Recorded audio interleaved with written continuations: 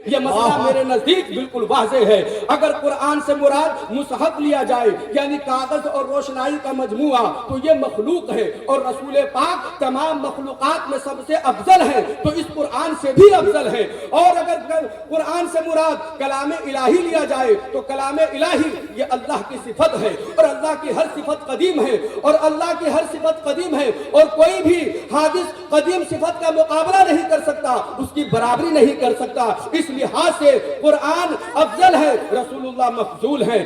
سیدی سرکار اعلیٰ حضرت نے ان عبارتوں میں اس شاندار طریقے سے تطبیق فرمائی کہ آپ نے فرمایا کہ جن علماء نے یہ کہا کہ قرآن افضل ہے انہوں نے قرآن سے مراد کلام الہی لیا ہے. جن علماء نے یہ کہا کہ رسول اللہ افضل ہے انہوں نے قرآن سے مراد کلام مصحف لیا ہے. اس لیے علماء کے درمیان کوئی تعارض و ٹکراؤ نہیں ہے. اس لیے میرے محترم آج اعلیٰ حضرت فاضل بریلوی رضی اللہ تعالی عنہ کو ہمیں جاننے اور سمجھنے کی ضرورت ہے.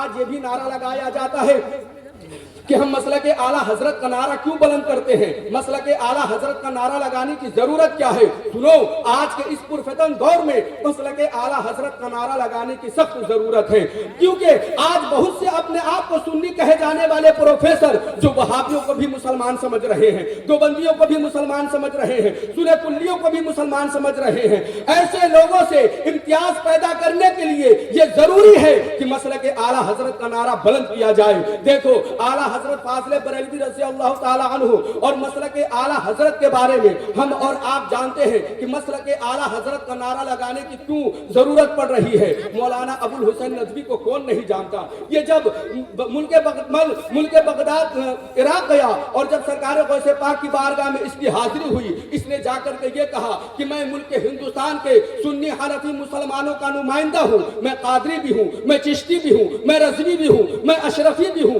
وہاں کے لوگ دھوکے میں آ گئے اور انہوں نے سرکار غوث پاک کی اجازت و خلافت دے دی. اب وہ ملک ہندوستان آیا اور کلیجہ پیٹ پیٹ کر کے کہنے لگا کہ سنو, مجھے سرکار غوث پاک کی بارگاہ سے اجازت و خلافت مل گئی ہے. کہنے کا مطلب و مقصد یہ ہے میرے محترم, اس نے یہ بتایا, اس نے جھوٹ بولا کہ میں سنی حنفی مسلمانوں کا نمائندہ ہوں. اس نے یہ نہیں بتایا کہ ہمارا یہ عقیدہ ہے کہ نبی مر کر مٹی میں مل گئے. اس نے یہ نہیں بتایا کہ ہمارا یہ عقیدہ ہے کہ جس کا نام محمد یا علی ہے وہ کسی چیز کا مالک و مختار نہیں ہے. اگر اپنا یہ عقیدہ بتایا ہوتا تو تمہیں اجازت و خلافت نہیں بلکہ تمہیں 11ویں والے سرکار کے نام پر 11 جوتے مارے جاتے اور تمہیں دربار غوثے سے باہر کر دیا جاتا. میرے محترم, ایسے لوگ اپنے آپ کو سنی کہہ رہے ہیں کیونکہ اعلیٰ حضرت فاضل بریلوی رضی اللہ تعالی عنہ اہل سنت والجماعت کی پہچان ہے. اعلیٰ حضرت فاضل بریلوی رضی اللہ تعالی عنہ اہل سنت والجماعت کی نہیں پہچان ہے. یہ میں نہیں کہتا بلکہ بہت پہلے علماء حرمین طیبین نے فرما دیا تھا. حضرت علامہ سیدی مالکی نے فرمایا نحن نعرفہ بتصنیفاتہ و تالیفاتہ حبہ علامت السنیہ و بغضہ علامت البدعہ. ہم اعلیٰ حضرت امام احمد رضا خان کو ان کے حسب و نسب کی بنیاد پر نہیں پہچانتے, ہم ان کے شہر اور محلے کی بنیاد پر نہیں پہچانتے. ہم اعلیٰ حضرت امام احمد رضا خان کو ان کے تصنیفات و تالیفات کے ذریعے سے پہچانتے ہیں. اعلیٰ حضرت سے محبت یہ سنی ہونے کی دلیل ہے اور اعلیٰ حضرت سے بغاوت یہ بدعتی ہونے کی دلیل ہے. اس لیے جو لوگ اعلیٰ حضرت کی مخالفت کر رہے ہیں وہ اپنے عقیدے پر نظر ثانی کر لیں, وہ اپنے طور طریقے پر نظر ثانی کر لیں, کیونکہ اعلیٰ حضرت فاضل بریلوی نے جو کچھ بھی تحریر فرمایا ہے وہ قرآن و حدیث کی روشنی میں تحریر فرمایا ہے. اس لیے یہ کہنے میں کوئی ڈر نہیں ہے کہ مسلک اعلیٰ حضرت یہ صحابہ کے مسلک کا نام ہے, مسلک اعلیٰ حضرت یہ خلفائے راشدین کے مسلک کا نام ہے, مسلک اعلیٰ حضرت یہ اولیاء کاملین کے مسلک کا نام ہے, مسلک اعلیٰ حضرت یہ ائمہ مجتہدین کے مسلک کا نام ہے. مسلک اعلیٰ حضرت کوئی نیا مسلک نہیں ہے بلکہ اہل سنت والجماعت کی پہچان ہے.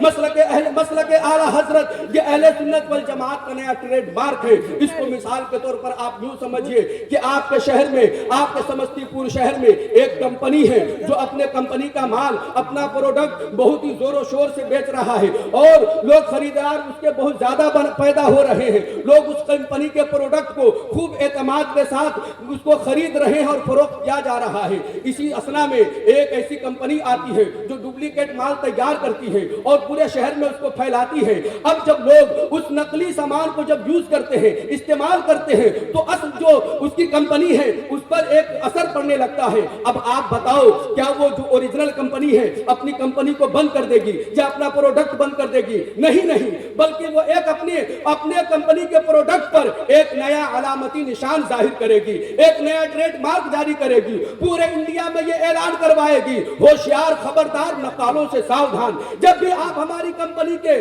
किसी भी प्रोडक्ट को खरीदे तो फला अलामती निशान देख करके खरीदे, फला नया ट्रेडमार्क देख कर खरीदे। अगर वो निशान मौजूद हो तो आप हमारी कंपनी का प्रोडक्ट खरीदे, अगर न हो तो समझ ले कि वो डुप्लीकेट है। ठीक बिला तशबीह इसी तरीके से अगर आपके सामने कोई आता है और अगर ये कहता है कि मैं रज़वी हूँ, मैं कादरी हूँ, मैं नक्शबंदी हूँ, मैं सुहरवर्दी हूँ, उनसे पूछो तुम सब कुछ हो, बताओ कि आला हजरत को, बताओ कि मसलक आला हजरत को मानते हो कि नहीं मानते हो, मसलक आला हजरत को तस्लीम करते हो कि नहीं करते हो।